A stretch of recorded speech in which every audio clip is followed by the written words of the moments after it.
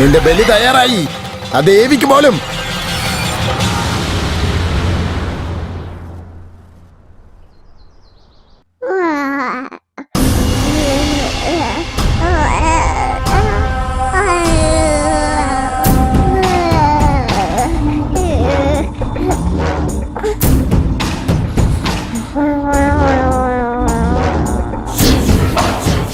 തൊടരുത്. എന്താ ഞാൻ തൊട്ടാ? തൊടാൻ പാടില്ലടാ. ഇത് എന്റെ കുഞ്ഞാ. ഈ കുഞ്ഞിന്റെ അച്ഛൻ നീയല്ല. എടി ഭവാനി, ഞാൻ ആരാന്നറിയോ? എന്നെയാണോ നീ തടുക്കുന്നേ? നിനക്ക് പറ്റുമോ? പിന്നെ എന്തിനാണ് വേഷം മാറി വന്ന് നിൽക്കുന്നേ? ഭവാനി, ഈ കുഞ്ഞിനെ കൊല്ലാതെ ഞാൻ പോവില്ല. ഈ കുഞ്ഞിനെ കൊല്ലാൻ ഞാനും സമ്മതിക്കില്ലടാ.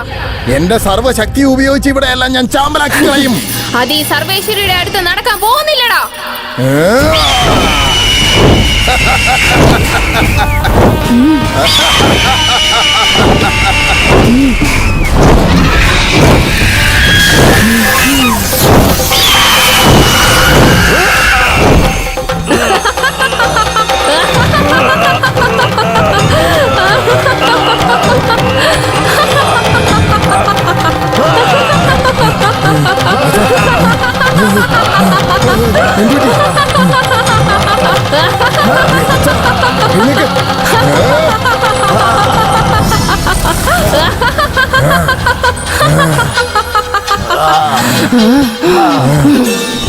മുണ്ട മുണ്ട വായ നമസി.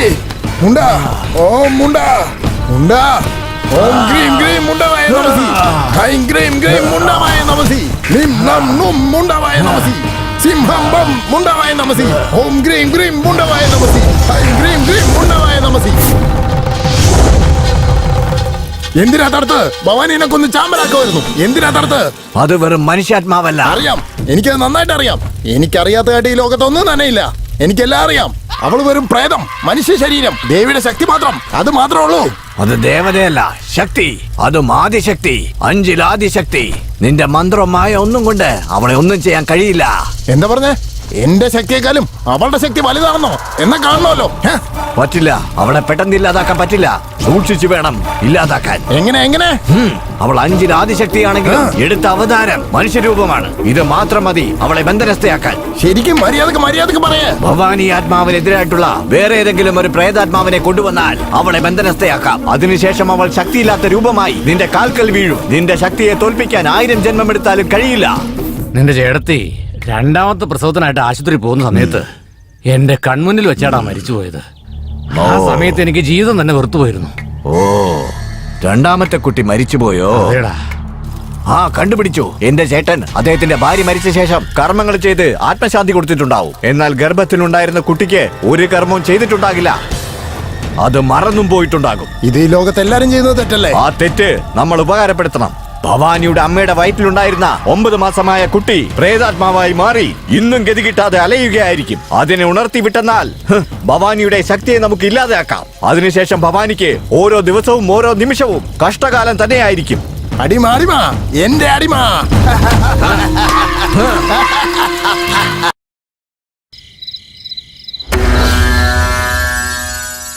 സ്വാമി എഴുന്നേൽക്കൂ. അമ്മേ, മഹാമായേ, മഹാശക്തി രക്ഷിക്കണേ, പരാശക്തി രക്ഷിക്കണേ. ആ ദുഷ്ട അസുരന്മാരെ നശിപ്പിക്കാനും ഈ ഭൂമിയെ രക്ഷിക്കാനും എന്നെ വിശ്വസിച്ച് ജീവിക്കുന്ന ഈ നാട്ടിലെ ജനങ്ങളെയും ഗ്രാമത്തിനെയും രക്ഷിക്കാൻ വേണ്ടി നിന്നെ കൊണ്ട് എനിക്കൊരു സഹായം ആവശ്യമുണ്ട്. പറയൂ അമ്മേ. കാറ്റ് വീശാതെ, ആരും കാണാതെ, വെയില് കൊള്ളാതെ, ദുഷ്ടജനങ്ങൾ അറിയാതെ സൂര്യന്റെ കണ്ണ് വെട്ടിച്ച് ചുറ്റും വിളക്കുകൾ കൊളുത്തി ബ്രഹ്മമുഹൂർത്തത്തിൽ മുങ്ങിക്കുളിച്ച് മനസ്സ് ശുദ്ധമാക്കി ദേവിയുടെ മുന്നിൽ വച്ച് മനസ്സിൽ കളങ്കമില്ലാതെ നവധാന്യങ്ങളാൽ അർപ്പിച്ച് നവഗ്രഹങ്ങളുടെ അനുഗ്രഹത്തോടെ 8 ദിവസങ്ങളിലും മുടങ്ങാതെ ശുദ്ധിയോടെ പൂജ ചെയ്ത് 8ാമത്തെ ദിവസം സൂര്യൻ ഉദിക്കുമ്പോൾ തന്നെ അമ്മയുടെ പൊങ്കൽ നിവേദ്യവും വിരിയാത്ത കോഴിമുട്ടയും പച്ച വാഴയിലയിൽ വെച്ച് യമനെ വിളിച്ച് പ്രാർത്ഥിച്ചു കഴിഞ്ഞാൽ ആ കംസനെ നശിപ്പിക്കാൻ കാളിയായിട്ടും മായാമന്ത്രങ്ങൾ ആവാഹിച്ച ദേവിയായിട്ടും എല്ലാ ശക്തിയും ഉൾക്കൊണ്ട മഹാകാളിയായിട്ടും രാക്ഷസന്മാരെ കൊല്ലുന്ന ഭദ്രകാളിയായിട്ടും ധർമ്മങ്ങളെ രക്ഷിക്കുന്ന ദേവിയായിട്ടും മക്കളെ കാത്തു സൂക്ഷിക്കുന്ന അമ്മയായിട്ടും മുണ്ടനെ സംഹരിക്കാൻ വരുന്ന ആദി പരാശക്തിയായും ഞാൻ വരും.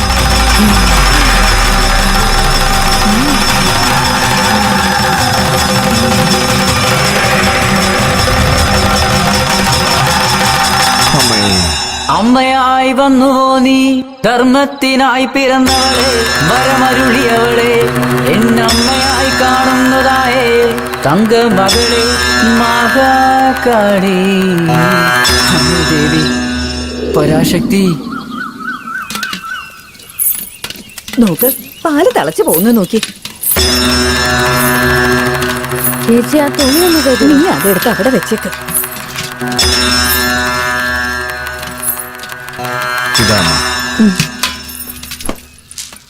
എന്താ സ്വാമി ദേവിക്ക് ചെയ്യേണ്ടത് ഭവാനിക്ക് ചെയ്യുന്നത്? ദേവി ആദിപരാശക്തി ജ്ഞാനരൂപിണി അങ്ങനെ എല്ലാമായി വേഷം മാറി വന്നിരിക്കുകയാണ്. നിങ്ങളിട്ട പൊങ്കാല ഇവൾക്കുള്ളതാണ്. സ്വാമി പറയുന്നത് സത്യമോളെ. നാട്ടുകൂട്ടത്തിലായിരുന്നു നമ്മുടെ കുറവുകളൊക്കെ നമ്മൾ പറഞ്ഞിരുന്നത്. ഇപ്പൊ അതെല്ലാം ഭവാനിയോടാ പറയുന്നേ. നാട്ടില് മൊത്തം പ്രശ്നങ്ങളാ, സമാധാനം തീരെയില്ല. നിന്നെ കാണുമ്പോ ദേവി നേരിട്ട് വന്ന് നിൽക്കുന്ന പോലെയുണ്ട് ഭവാനി. അമ്മേ, ഇത് കൊടുക്ക്.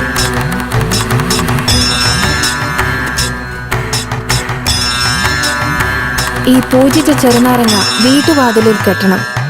ഈ മഞ്ഞച്ചരട് നിങ്ങളുടെ കുഞ്ഞുങ്ങളുടെ കൈകളിലും കെട്ടിവെക്കണം. നിങ്ങൾക്ക് യാതൊരു ആപത്തും വരാതെ ഞാൻ സംരക്ഷിച്ചു കൊള്ളാം.